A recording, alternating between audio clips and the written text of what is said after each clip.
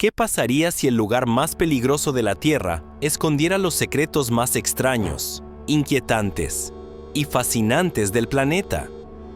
Imagina una ciudad congelada en el tiempo, donde muñecas rotas con máscaras de gas decoran los rincones, donde la fauna salvaje prospera sobre un suelo envenenado, y donde los hongos se alimentan de radiación como si fueran superhéroes mutantes de un cómic. Esto es Chernóbil, y lo que se ha encontrado allí no solo desafía la lógica, sino que directamente parece de otro mundo.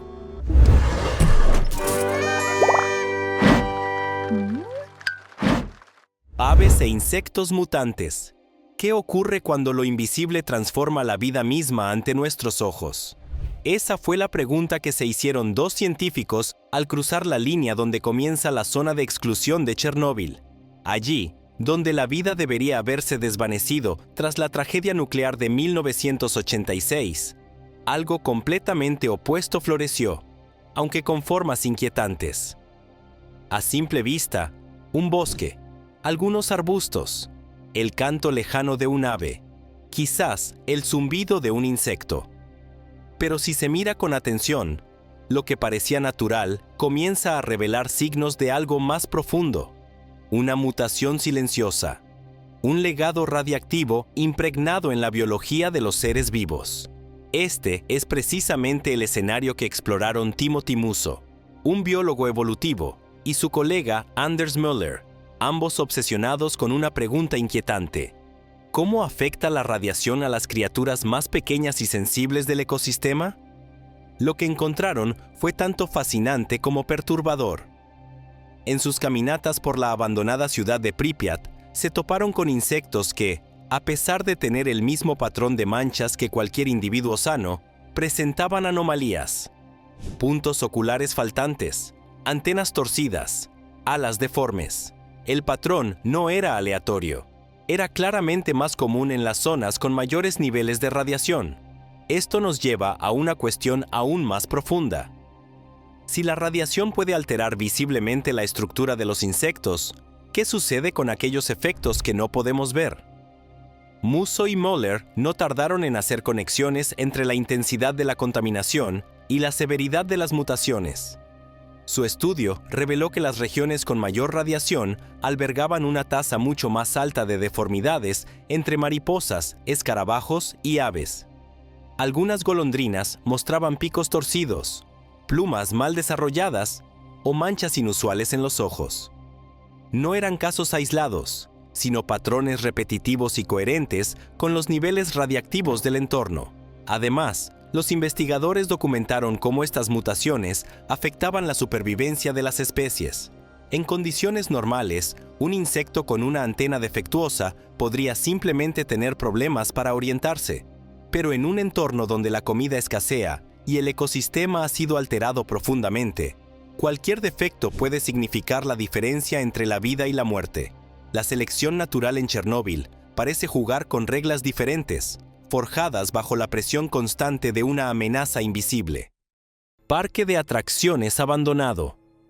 ¿Qué sucede cuando la alegría se congela en el tiempo, atrapada en un instante que nunca llegó a ser? En el corazón de Pripyat, una ciudad que alguna vez vibró con la energía de miles de habitantes, se erige un parque de atracciones que jamás cumplió su propósito. Concebido para celebrar el Día del Trabajador, el 1 de mayo de 1986, sus juegos nunca recibieron a los niños que esperaban con ansias su apertura. El desastre nuclear ocurrido el 26 de abril de ese mismo año transformó este lugar en un símbolo silente de una tragedia que marcó al mundo. La noria, con sus cabinas amarillas, se alza como un centinela oxidado entre la vegetación que lentamente reclama el espacio. Los autos de choque, inmóviles y cubiertos de polvo, parecen esperar a los niños que nunca llegaron. El barco balancín y el carrusel, diseñados para el entretenimiento, ahora son estructuras fantasmales que evocan una alegría que nunca se materializó. Este parque, planeado como un lugar de esparcimiento, se convirtió en un recordatorio tangible de la fragilidad de la vida y la imprevisibilidad del destino. Algunas versiones sostienen que el parque fue abierto brevemente el 27 de abril, un día después del accidente, en un intento por distraer a la población antes de la evacuación. Sin embargo, esta afirmación no ha sido confirmada y permanece en el ámbito de las especulaciones. Lo cierto es que, desde entonces, el parque ha permanecido desierto, convirtiéndose en un lugar de peregrinación para fotógrafos, investigadores y turistas que buscan comprender la magnitud del desastre. La atmósfera que envuelve al parque es densa y sobrecogedora. El silencio, interrumpido solo por el susurro del viento entre los árboles y el crujir de las estructuras metálicas, crea una sensación de irrealidad. Es como si el tiempo se hubiera detenido, congelando el momento previo a la catástrofe. Los colores desvaídos de las atracciones contrastan con el verdor que las rodea, acentuando la sensación de abandono y desolación. Este lugar ha inspirado numerosas leyendas urbanas. Se habla de risas infantiles que se escuchan en la noche, de sombras que se deslizan entre los juegos, de presencias que parecen observar desde las cabinas de la noria. Aunque no hay evidencia concreta que respalde estas historias, contribuyen al aura mística que envuelve al parque. Es un espacio donde la realidad y la fantasía se entrelazan, alimentando la imaginación de quienes lo visitan. Descendientes de las mascotas abandonadas. ¿Qué ocurre con aquellos que son dejados atrás cuando el mundo que conocen desaparece de repente? En la madrugada del 26 de abril de 1986, la ciudad de Pripyat fue sacudida por una catástrofe sin precedentes. El reactor número 4 de la central nuclear de Chernóbil explotó, liberando una nube de radiación que se esparció por Europa. En cuestión de horas, más de 120,000 personas fueron evacuadas, dejando atrás sus hogares, pertenencias y, en muchos casos, a sus mascotas. Los perros, gatos y otros animales domésticos que no pudieron ser llevados por sus dueños quedaron a merced de un entorno hostil y contaminado. Las autoridades soviéticas, en un intento por controlar la propagación de la radiación, ordenaron la eliminación de estos animales. Sin embargo, muchos lograron escapar y sobrevivir en la zona de exclusión, adaptándose a las nuevas condiciones y dando origen a generaciones de descendientes que aún habitan la región. Estos animales, especialmente los perros, se han convertido en una presencia constante en la zona de exclusión. A pesar de las duras condiciones, han formado manadas y desarrollado comportamientos que les permiten sobrevivir en un entorno marcado por la radiación, la escasez de alimentos y las inclemencias del clima. Su existencia plantea interrogantes sobre la capacidad de adaptación de los seres vivos y los efectos a largo plazo de la exposición a la radiación. Investigaciones recientes han revelado que estos perros presentan diferencias genéticas significativas en comparación con otras poblaciones caninas. Un estudio publicado en la revista Science Advances en marzo de 2023 analizó el ADN de más de 300 perros que viven en la zona de exclusión y encontró que poseen mutaciones únicas que podrían estar relacionadas con la exposición prolongada a la radiación. Estas mutaciones podrían haberles conferido cierta resistencia a los efectos nocivos de la radiación, permitiéndoles sobrevivir y reproducirse en un entorno que sería letal para otros animales. Además de las adaptaciones genéticas, estos perros han desarrollado comportamientos que les ayudan a sobrevivir. Muchos se han vuelto expertos en encontrar refugio en edificios abandonados y en buscar alimento entre los restos dejados por los humanos. Algunos incluso han aprendido a interactuar con los trabajadores y turistas que visitan la zona, buscando comida y compañía. Esta interacción ha llevado a la creación de programas de cuidado y esterilización para controlar la población canina y garantizar su bienestar. Propaganda soviética intacta. ¿Qué ocurre cuando el tiempo se detiene y las ideas persisten en las paredes de una ciudad desierta? En Pripyat, la ciudad fantasma cercana a Chernóbil, los vestigios de la propaganda soviética permanecen inalterados, como testigos mudos de una era que se desvaneció abruptamente. Los murales, carteles y monumentos que alguna vez sirvieron para inculcar los ideales comunistas, ahora se erigen en medio del silencio, ofreciendo una ventana al pasado y una reflexión sobre el poder de la ideología. Al recorrer las calles desiertas de Pripyat, es imposible no notar los coloridos murales que adornan los edificios abandonados. Estas obras de arte, que representaban a trabajadores heroicos, campesinos sonrientes y soldados valientes, fueron diseñadas para inspirar y motivar a la población soviética. Sin embargo, en el contexto actual, adquieren un tono melancólico y evocador, recordando una época de fervor ideológico que terminó en tragedia. Los carteles de propaganda, con sus eslóganes enérgicos y diseños audaces, también permanecen en su lugar original. Frases como «El comunismo es nuestro futuro brillante» o «Trabaja duro por la gloria de la patria» se leen en letras descoloridas, pero aún legibles. Estos mensajes, que alguna vez fueron omnipresentes en la vida cotidiana de los ciudadanos soviéticos, ahora resuenan en el vacío, como ecos de una narrativa que ya no domina el discurso. Los monumentos dedicados a líderes soviéticos y héroes de la patria también se mantienen en pie, aunque el paso del tiempo y la falta de mantenimiento han dejado su huella. Estatuas de Lenin y otros personajes prominentes se alzan en plazas cubiertas de maleza, sus rostros de piedra mirando hacia un futuro que nunca llegó. Estos monumentos, concebidos para perpetuar la memoria de figuras clave del régimen, ahora sirven como recordatorios de la impermanencia del poder y la fragilidad de las construcciones humanas.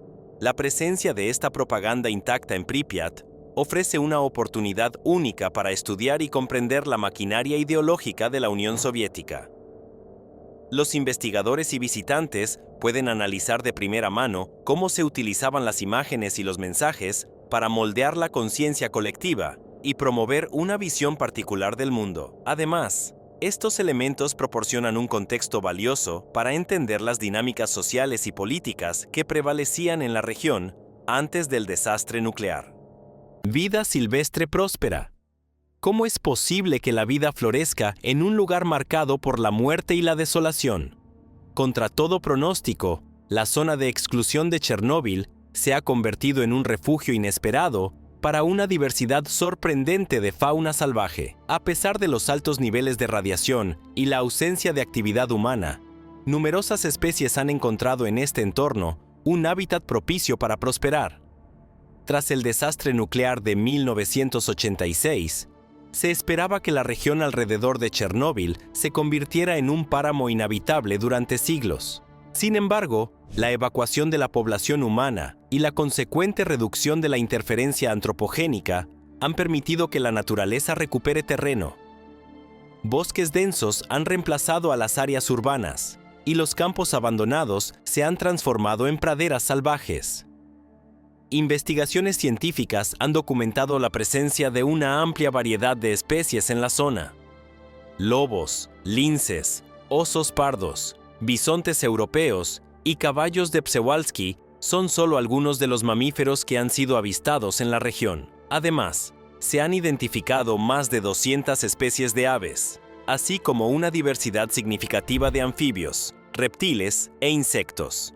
La resiliencia de la vida silvestre en Chernóbil ha sorprendido a los científicos, aunque algunos estudios han encontrado efectos negativos de la radiación en ciertos organismos, como mutaciones genéticas y disminución de la longevidad. Muchas especies parecen haber desarrollado adaptaciones que les permiten sobrevivir en este entorno hostil. Por ejemplo, se ha observado que algunas ranas presentan una pigmentación más oscura, lo que podría ofrecerles cierta protección contra la radiación. Siluetas de residentes desaparecidos. ¿Cómo se recuerda a quienes desaparecieron sin dejar rastro en un lugar marcado por la tragedia? En las calles desiertas de Pripyat, la ciudad abandonada tras el desastre de Chernóbil, las siluetas pintadas en las paredes evocan la presencia de aquellos que alguna vez habitaron estos espacios.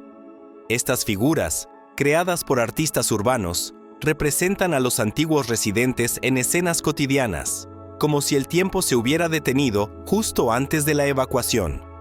Las siluetas, muchas veces de niños jugando o adultos realizando tareas diarias, están estratégicamente ubicadas en edificios emblemáticos de la ciudad.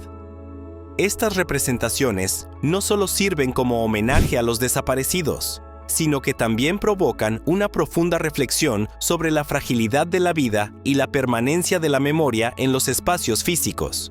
Un artículo de Meandering Wild: las siluetas de personas y animales salvajes son comunes en el arte callejero de Pripyat, y algunas de las más destacadas se encuentran alrededor del Palacio de la Cultura y entre la Plaza Lenin y el parque de atracciones. Muñecas espeluznantes. ¿Qué secretos guardan los juguetes olvidados en una ciudad desierta? En las escuelas y guarderías abandonadas de Pripyat, las muñecas rotas y cubiertas de polvo se han convertido en símbolos inquietantes del desastre de Chernóbil. Algunas de estas muñecas, colocadas en posiciones perturbadoras o equipadas con máscaras de gas, intensifican la atmósfera de desolación y terror que impregna la zona. Aunque muchas de estas muñecas fueron dejadas atrás durante la evacuación, algunas han sido reorganizadas por visitantes y fotógrafos para crear escenas más impactantes. Estas composiciones, aunque no originales, han contribuido a la narrativa visual de Chernóbil y han capturado la imaginación del público en todo el mundo. Según un artículo de International Business Times, muchas de las muñecas en Pripyat han sido colocadas deliberadamente por visitantes para crear escenas dramáticas y no necesariamente permanecen en las posiciones en las que fueron abandonadas originalmente. Estas muñecas, con sus rostros desgastados y cuerpos deteriorados, evocan una sensación de pérdida y abandono. Representan la infancia interrumpida y la normalidad truncada por una tragedia inimaginable. Al observarlas, los visitantes no solo sienten escalofríos, sino también una profunda tristeza por las vidas jóvenes afectadas por el desastre. El sarcófago. ¿Qué se necesita para encerrar una catástrofe que desafía la comprensión humana? En el corazón de la zona de exclusión de Chernóbil, una estructura colosal se alza como testimonio de la lucha del ser humano por contener las consecuencias de sus propios errores. Este monumento, conocido como el sarcófago, encapsula no solo los restos del reactor número 4, sino también las esperanzas y temores de generaciones enteras. Tras la explosión del reactor en abril de 1986, las autoridades soviéticas se enfrentaron a una tarea titánica: contener la radiación que amenazaba con propagarse por Europa. En un esfuerzo sin precedentes, miles de trabajadores, conocidos como liquidadores, construyeron en tan solo 206 días una estructura de hormigón y acero que cubriera los restos del reactor. Este primer sarcófago, aunque efectivo en el corto plazo, fue concebido como una solución temporal. Con el paso del tiempo, el sarcófago original comenzó a deteriorarse. Las condiciones extremas bajo las que fue construido, sumadas a la constante exposición a la radiación, provocaron grietas y filtraciones que amenazaban con liberar nuevamente material radiactivo al ambiente. Ante esta situación, la comunidad internacional se unió para financiar y construir una nueva estructura que garantizara la seguridad a largo plazo. En noviembre de 2016, se inauguró el nuevo sarcófago seguro, NSC, por sus siglas en inglés. Una estructura móvil en forma de arco de 110 metros de alto, 150 de ancho y 256 de largo, con un peso superior a las 30.000 toneladas. Construido a 180 metros del reactor y luego deslizado sobre él mediante un sofisticado sistema de rieles, el NSC fue diseñado para durar al menos 100 años y permitir el desmantelamiento seguro del sarcófago original. El NSC no solo representa una hazaña de ingeniería, sino también un símbolo de cooperación internacional. Financiado por el Banco Europeo de Reconstrucción y Desarrollo, BKRD, junto a la colaboración de 28 países, el proyecto tuvo un costo final de 1.500 millones de euros. La empresa francesa Novarca, formada por Vinci Construction Grands Projets y Bouygues Travaux Publics, fue la encargada de su construcción. Hongos que absorben radiación. Es posible que la vida no solo resista la radiación, sino que la utilice como fuente de energía. En el corazón de la zona de exclusión de Chernóbil, un descubrimiento sorprendente desafía nuestra comprensión de la biología y la adaptación. hongos que no solo sobreviven en entornos altamente radiactivos, sino que prosperan al convertir la radiación en energía utilizable. Tras el desastre nuclear de 1986, los científicos comenzaron a estudiar los efectos de la radiación en la flora y fauna de la región. En este contexto, se descubrieron hongos negros creciendo en las paredes del reactor número 4 de la planta nuclear de Chernóbil. Estos organismos, lejos de ser víctimas de la radiación, parecían atraerla y utilizarla para su beneficio. Investigaciones posteriores identificaron a estos hongos como especies melanizadas, es decir, que contienen altos niveles de melanina, el pigmento responsable del color oscuro en muchos organismos. La melanina, en este caso, no solo proporciona color, sino que desempeña un papel crucial en la capacidad de estos hongos para absorber radiación ionizante y convertirla en energía química, un proceso denominado radiosíntesis. La radiosíntesis es un mecanismo biológico que permite a ciertos organismos utilizar la radiación como fuente de energía, similar a cómo las plantas utilizan la luz solar en la fotosíntesis. En el caso de los hongos de Chernóbil, la melanina absorbe los rayos gamma y los transforma en energía química que sustenta su crecimiento y reproducción. Uno de los hongos más estudiados en este contexto es Cladosporium sphaerospermum, que ha demostrado una notable capacidad para prosperar en ambientes radiactivos. Experimentos realizados en la Estación Espacial Internacional revelaron que una capa de este hongo de aproximadamente 1.7 milímetros de grosor puede reducir la radiación en un 2,17%, lo que sugiere su potencial como escudo biológico contra la radiación en el espacio. Máscaras de gas. ¿Qué simboliza una máscara de gas abandonada en una escuela vacía? En Pripyat, las máscaras de gas esparcidas por los suelos de las escuelas abandonadas son un recordatorio silencioso de la preparación para una amenaza que llegó demasiado tarde. Estas máscaras, diseñadas para proteger contra ataques nucleares, biológicos y químicos, ahora yacen inertes, testigos mudos de una tragedia que no pudieron prevenir. La escuela secundaria número 3 de Pripyat, conocida como la Escuela de las Máscaras de Gas, alberga una de las colecciones más fotografiadas de estos artefactos. Cientos de máscaras, muchas de tamaño infantil, cubren los pisos de las aulas y pasillos, creando una escena surrealista y perturbadora. Estas máscaras fueron almacenadas durante la Guerra Fría, preparadas para un conflicto que nunca llegó en la forma esperada. El 26 de abril de 1986, el desastre nuclear de Chernóbil cambió el destino de Pripyat para siempre. A pesar de la existencia de estas máscaras, las autoridades soviéticas no permitieron su uso durante la evacuación, priorizando el control de la información sobre la seguridad de los ciudadanos. Una semana antes del accidente, los niños habían sido entrenados en su uso, pero en el momento crítico, las máscaras permanecieron almacenadas, inútiles ante la catástrofe inminente. Con el tiempo, estas máscaras se han convertido en símbolos icónicos del desastre. Fotógrafos y visitantes han documentado su presencia, capturando imágenes que evocan la pérdida de la inocencia y la fragilidad de la vida humana frente a la tecnología descontrolada. Las máscaras, ahora cubiertas de polvo y deterioradas, representan la preparación inútil y la confianza mal depositada en las autoridades. Una semana antes del accidente de Chernóbil, los niños de una escuela primaria en Pripyat fueron entrenados para usar equipos de seguridad contra peligros nucleares.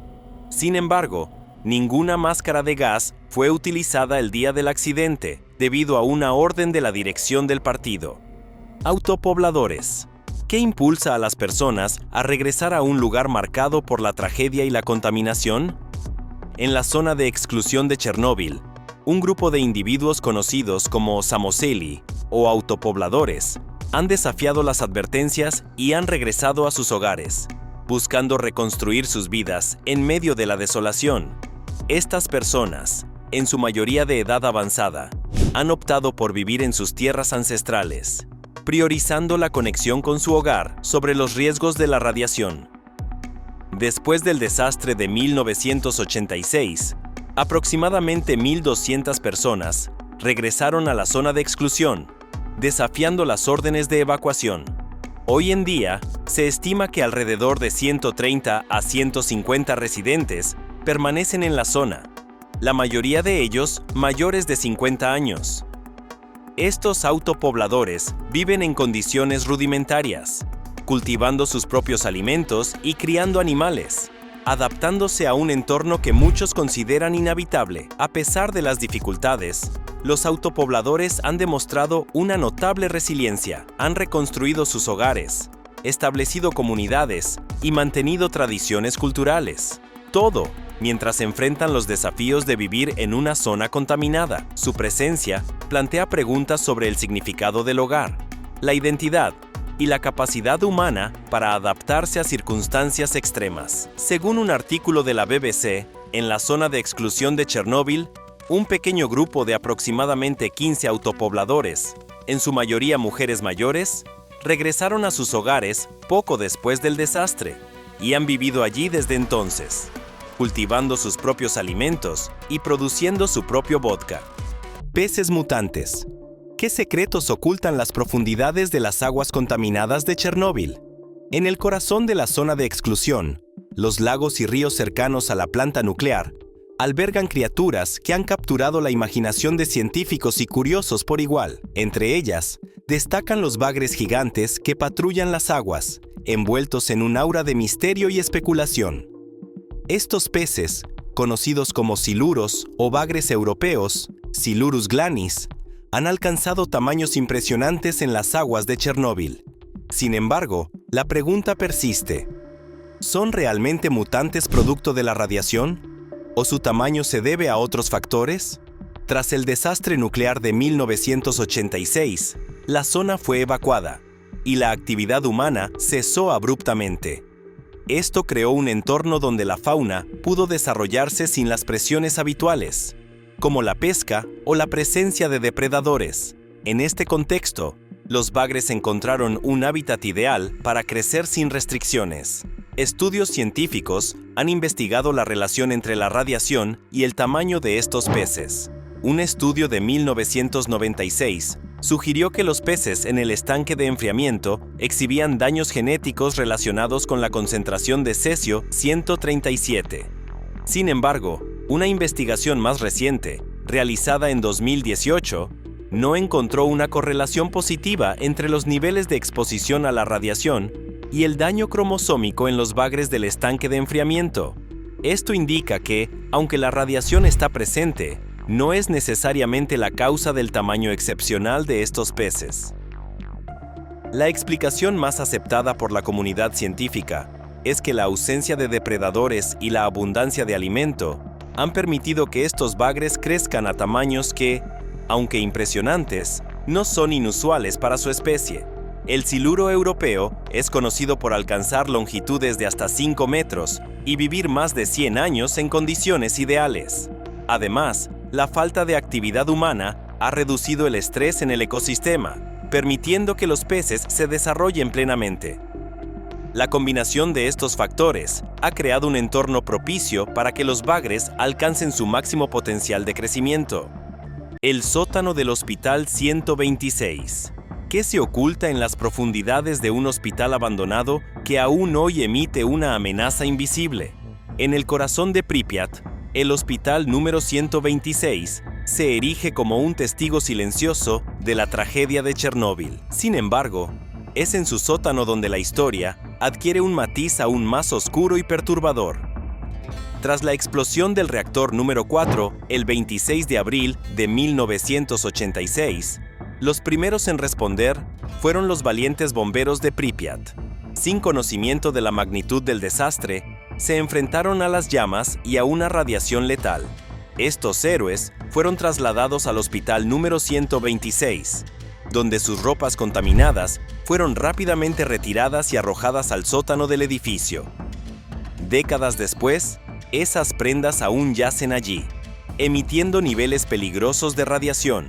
El sótano se ha convertido en uno de los lugares más radiactivos de la zona de exclusión, con niveles que superan en miles de veces la radiación de fondo natural. Los dosímetros, dispositivos que miden la radiación, alcanzan su límite máximo al ser expuestos en este lugar, indicando la persistente amenaza que representa. Este hecho resalta la persistencia de la contaminación radiactiva y la dificultad de eliminar completamente sus efectos. A pesar de los esfuerzos de descontaminación en otras áreas, el sótano del hospital número 126 sigue siendo un punto caliente de radiación, un testimonio de la magnitud del desastre de Chernóbil. Iglesia abandonada. ¿Qué permanece cuando todo lo demás ha desaparecido? En el corazón de la zona de exclusión de Chernóbil, donde la naturaleza reclama lo que la humanidad dejó atrás, se alza una estructura que desafía al tiempo y a la radiación. La Iglesia Ortodoxa de San Miguel Arcángel en el pueblo abandonado de Krasne, construida en 1800. Esta iglesia de madera ha resistido guerras, persecuciones religiosas y uno de los peores desastres nucleares de la historia. Según chernobylstory.com, la iglesia de Krasne es una de las 2 únicas iglesias de madera que han sobrevivido en la zona de exclusión de Chernóbil. A pesar de los intentos de destrucción durante la era soviética y la evacuación posterior al desastre nuclear, la iglesia sigue en pie y, en ocasiones, se celebran servicios religiosos en su interior. Bosque rojo. ¿Puede un bosque morir y aún así seguir siendo peligroso? El bosque rojo, situado al oeste de la planta nuclear de Chernóbil, es uno de los lugares más contaminados por radiación en el mundo. Su nombre proviene del color rojizo que adquirieron los árboles tras absorber niveles letales de radiación durante el desastre de 1986. La descomposición de los árboles muertos y los incendios forestales representan una amenaza constante, ya que pueden liberar nuevamente partículas radiactivas al ambiente. Según Wikipedia, el bosque rojo recibió las dosis más altas de radiación tras el desastre de Chernóbil, y los árboles murieron debido a esta exposición. A pesar de los esfuerzos de limpieza, la zona sigue siendo altamente contaminada y peligrosa para la salud humana.